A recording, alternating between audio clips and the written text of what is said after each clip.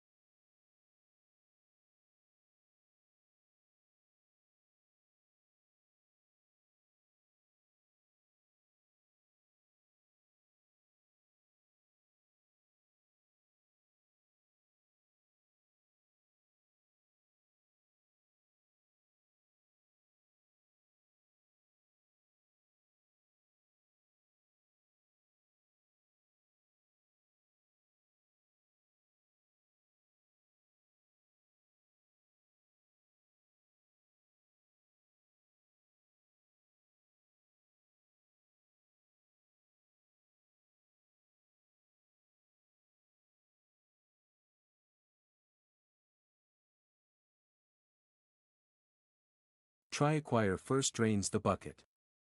If the current water level is below capacity, the request is admitted, adding 1 unit of water, otherwise it's denied. This creates a smoothing effect, bursts are queued up to the capacity limit, then excess is rejected. A helper method test limiter takes any rate limiter, a name, a request count, and a sleep duration between requests. It loops, calls try acquire, prints the result, sleeps, and finally reports total used and denied counts. This will be used to compare the two algorithms. We create a token bucket with capacity 3 and refill rate 5 tokens/section. We run 12 requests with 100 milliseconds between each.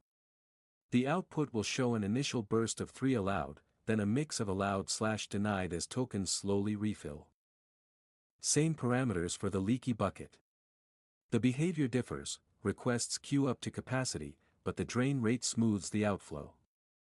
The first requests may be allowed until the bucket fills, then denied, but the pattern will differ from the token bucket because the leaky bucket doesn't allow bursting in the same way.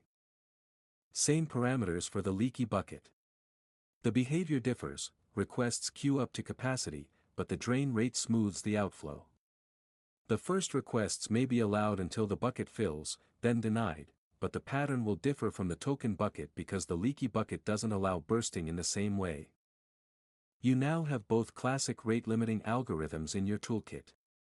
Token bucket allows bursts, leaky bucket smooths traffic. Understanding these means you can choose the right strategy for your own API gateway or service. Experiment with different capacities and rates to see how they shape traffic. This single file is a complete foundation you can adapt for production use.